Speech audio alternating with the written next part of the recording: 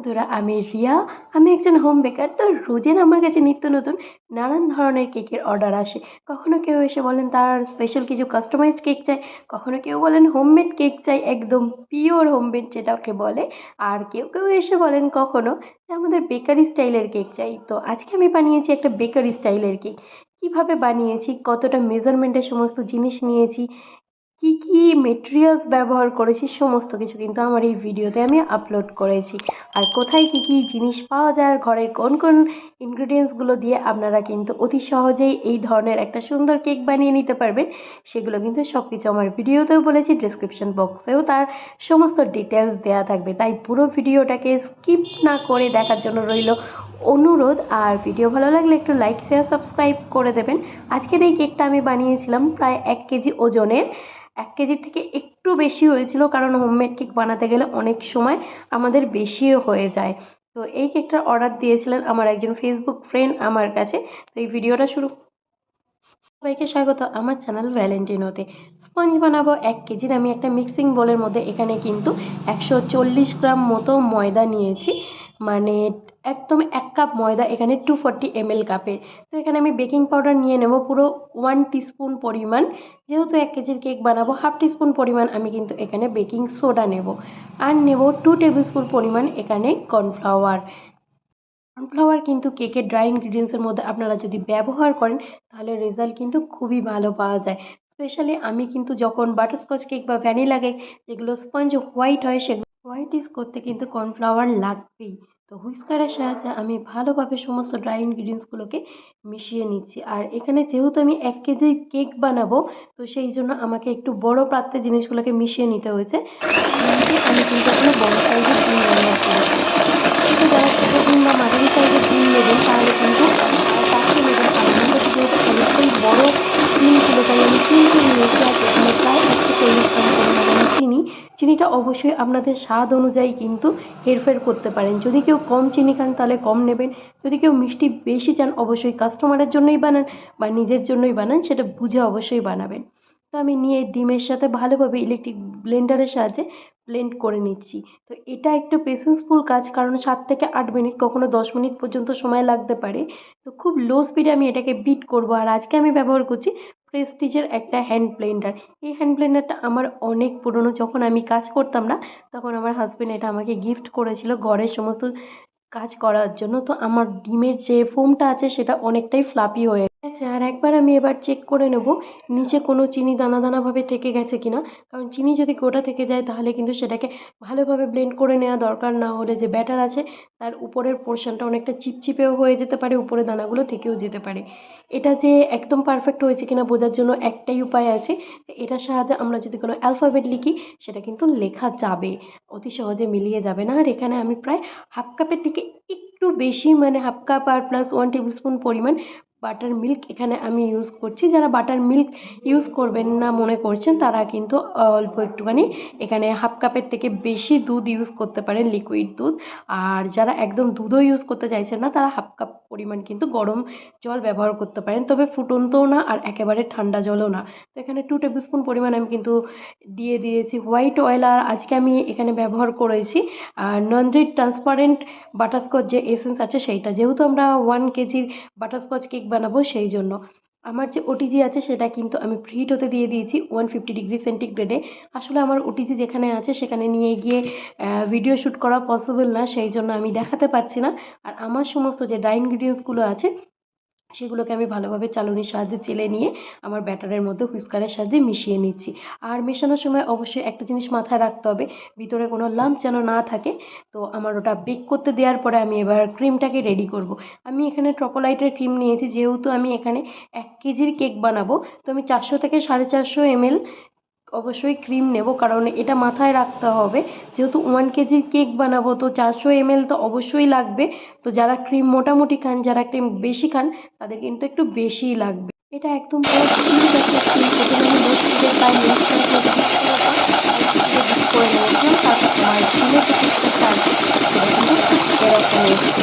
Cream আরেকটু ঘন হবে, তাই আমি আর কিছুক্ষণের জন্য ব্লেন্ড করে নিচ্ছি। অবশ্যই ব্লেন্ড করার সময় মাথায় রাখবেন ক্রিমের যে কনসিস্টেন্সি আছে সেটা যেন কখনোই খুব হার্ড না হয়ে যায়, কারণ হার্ড হয়ে গেলে আইসিং করতে কিন্তু সমস্যা হয়, কি শীতকাল কি গরমকাল। তো আরেকবার আমি চেক করেও নিয়েছি। এবার আমার যে কেকের স্পঞ্জ আছে সেটা ওভেন থেকে বার করে আমি ঠান্ডা হতে দিয়ে দিয়েছিলাম প্রায় 2 থেকে 3 ঘন্টার মতো। তো 3 ঘন্টার পরে আমি এটাকে একটা বড় বোর্ডের উপর রেখে স্লাইস করে নেব। আমি এটাকে দুটো ভাগে ভাগ করব। আপনারা দেখতেই পাচ্ছেন কেকের স্পঞ্জটা কিন্তু কতটা হোয়াইট হয়েছে।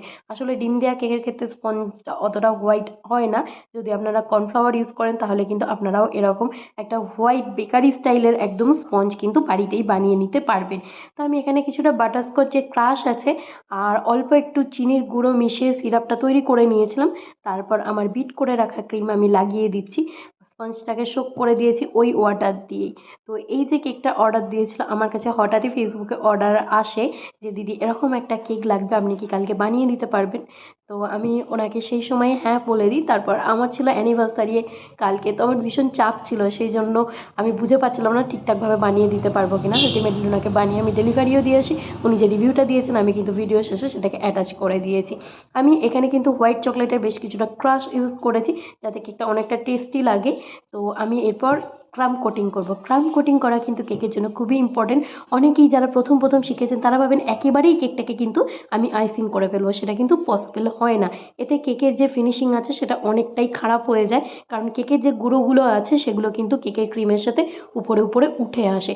তাই এই কেকেরগুলোকে হ্যান্ডেল করার জন্য কিন্তু ক্রাম কোটিং একদম মাস্ট।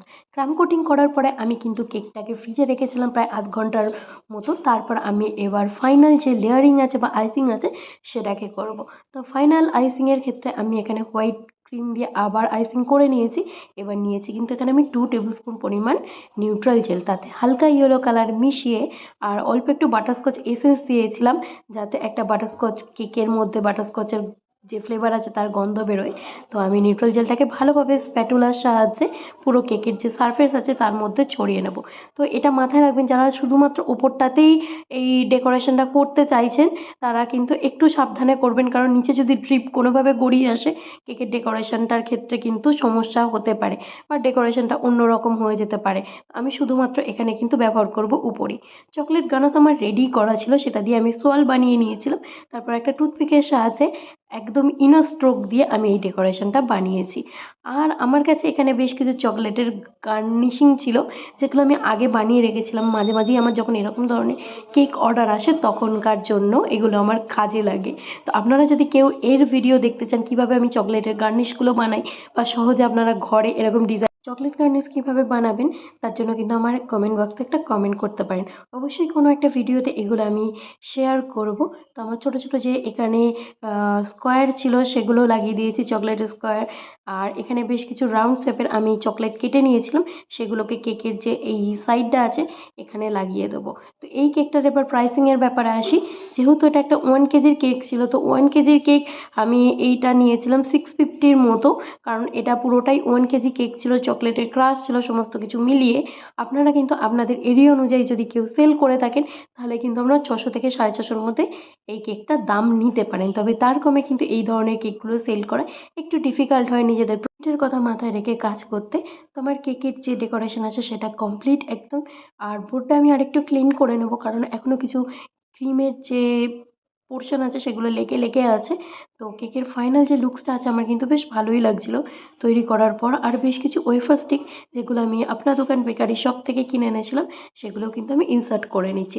আর আমি আমার প্রত্যেকটা কেকের জিনিসই কিন্তু কেকের সমস্ত ক্রিম, চকলেট, নিউট্রাল জেল সব কিছু কিন্তু কলকাতার আপনার দোকান থেকে নিয়ে আসি, কারণ ওখানে কিন্তু বেস্ট প্রাইসে খুব ভালো ভালো জিনিসগুলোও পাওয়া যায় আর একদম ফ্রেশ থাকে। কারণ ওখানে এত ভিড় হয়, রোজেরই এত জিনিস সেল হয়, তাই ওরা কোনো জিনিসটাই পুরনো দেয় না, একদম নতুন ফ্রেশ জিনিস দেয়। তাই আমার ভীষণ প্রিয় একটা দোকান।